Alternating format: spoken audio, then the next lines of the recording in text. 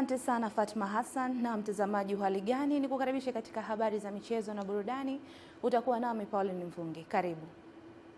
Ujenzi wa uwanja wa kimataifa wa Samia Suluhu Hassan huko jijini Arusha, ambao utakaotumika kwa ajili ya fainali ya michuano ya soka kwa mataifa ya Afrika AFCON kwa mwaka 2027 umefikia 70%, huku ukitarajiwa kukamilika mwezi Julai mwaka huu. Tupate taarifa kamili.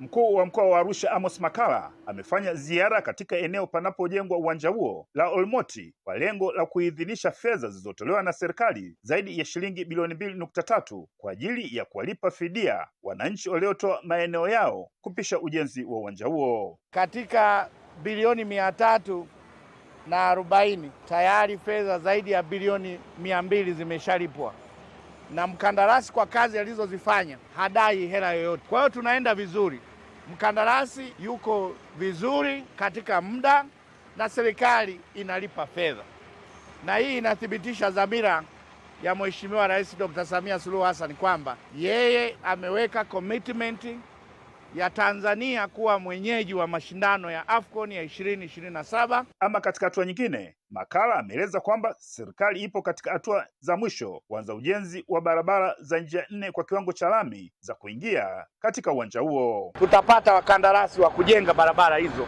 za lami za kuleta watu huku, kukiwa na barabara za lami kutoka barabara kuu. Hilo tutalifanyia kazi. Huduma ya maji taendelea kusimamia, na nitoe wito sasa kwa taasisi zingine kama TANESCO, TARURA, TANROADS kuwa kwa karibu zaidi huku, tuweze kushirikiana kwa pamoja kuhakikisha kwamba hatukwazi kazi za kukamilisha uwanja huu. Dennis Benito Mtemi ni mwakilishi wa mkandarasi, ameeleza kwamba ujenzi wa uwanja huo utakamilika kwa wakati uliopangwa, yaani mwezi Julai 2026. Mpaka sasa hivi kama mnavyojionea, uwanja tayari tumefika takriban 70%, ikiwa mlingoti wa chuma ama steel structure ikiwa imekamilika kwa 99%, wakati kazi zingine za ndani kama first fix za umeme, maji, huduma za tehama na vitu kama hivyo zikiendelea kufanyika ndani ya uwanja. Jumla ya wananchi 12 watalipwa fidia, ambapo eneo lililotwaliwa na serikali linafanya jumla ya ekari 83 zinazotumika katika ujenzi wa uwanja huo wa michezo. Ni Novatus Makunga, Channel 10, Arusha. Baadhi ya madiwani wilayani Handeni mkoani Tanga wameanza kuibua na kukuza vipaji vya vijana kupitia michezo mbalimbali kwa lengo la kuwawezesha vijana hao kupata ajira kupitia sekta ya michezo. Taarifa zaidi na Ernest Mbezi kutoka Handeni.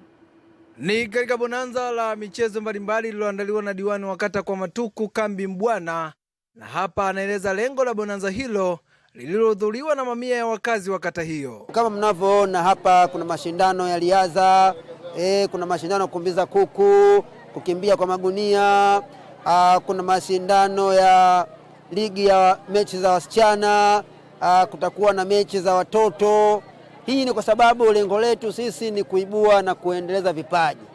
Tunaamini baada ya miaka 3 ijayo, basi kwenye kata yetu ya kwa Matuku tutakuwa na wachezaji wengi wazuri. Baadhi ya madiwani wa kata jirani waliohudhuria bonanza hilo, akiwemo mwenyekiti wa halmashauri ya wilaya Handeni Musa Mwanyumbu, wanaeleza mipango yao ya kuibua na kukuza vipaji vya vijana kwenye maeneo yao. Hii ni mwanzo tu, imeanza hapa, lakini ni operation kila kata.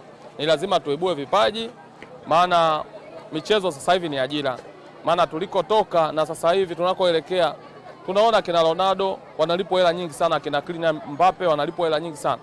Kwa hiyo tutahakikisha kila kata mwendo ni huu wa kuibua vipaji. Mwenzetu ametuonyesha njia na kitu kizuri lazima tunakiiga.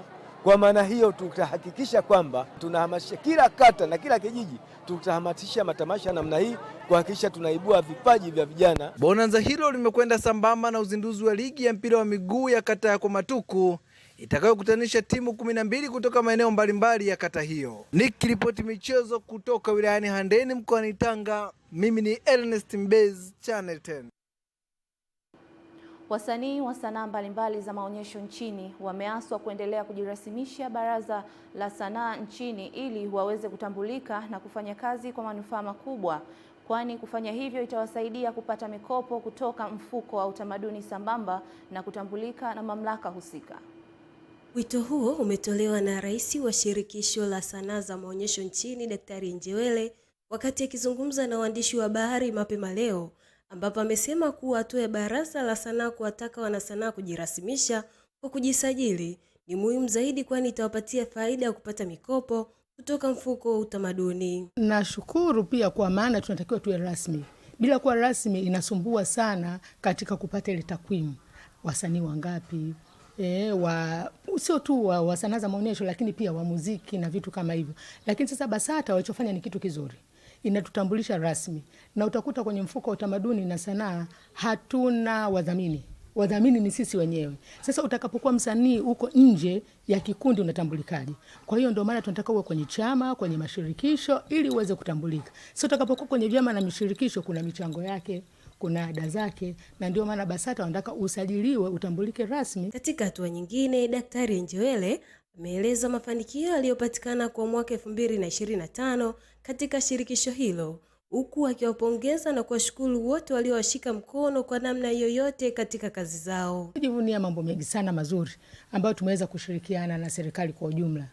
Kwa upande wangu nina sanaa nyingi sana, lakini labda niseme sanaa mfano za uneni, MC, wapambaji, lakini na wasanii wengine wa ngoma na kila kitu waliweza kwenda kusoma chuo cha sanaa Tasuba, wakaweza kupata elimu nzuri ya kuweza kuwasaidia kwenye sanaa zao. Kwa hiyo hilo naweza kujivunia, lakini pia niliwasiliana na Wizara ya Afya upande wa lishe, watu wa sanii wa upambaji, waamini wa chakula waliweza kufanikiwa kupata elimu nzuri na kuweza kupata vyeti kwa upande wa lishe. Hayo ni matunda mazuri kwa maana ya wasanii kuweza ku advance kwa kuwa na vyeti na kutambulika kiserikali na kidunia kwa ujumla. Jocelyn Zefania, Channel 10 Michezo. Maji huko michezo kimataifa inasema kwamba bingwa wa zamani wa dunia wa uzito wa juu Tyson Fury ametangaza kuwa atarejea kwenye ndondi mwaka huu, hivyo kuhitimisha kipindi chake cha hivi punde ambacho alitangaza kustaafu mchezo huo. Mwingereza huyo mwenye umri wa miaka 37 alipigana mara ya mwisho Disemba 2024 alipopigwa kwa mara ya pili na bingwa Alexander Usyk katika pambano lao la marudiano la uzito wa juu. Fury alithibitisha kustaafu kwake mwezi mmoja baadaye. Uvumi juu ya kurejea uliongezeka katika wiki za hivi karibuni baada ya Fury kushiriki picha zake akifanya mazoezi nchini Thailand pamoja na bondia wa Afrika Kusini Kevin Lerena. Nimekuwa mbali kwa muda lakini nimerudi sasa. Nina umri wa miaka 37 na bado napiga ngumi. Hakuna bora kufanya kuliko kuwapiga wanaume usoni na kulipwa kwa hilo, alichapisha katika mtandao wake wa kijamii. Kurejea kwa Fury ulingoni kulitarajiwa na wengi kuliko kustaafu kwake ambako wengi hawakuridhishwa naye. Na mtazamaji, tumefikia tamati upande wa habari za michezo na burudani. Kurudishe kwake Fatma Hassan apate kuhitimisha habari ya kutwa nzima ya leo. Ni mimi Pauline Mvungi. Asante.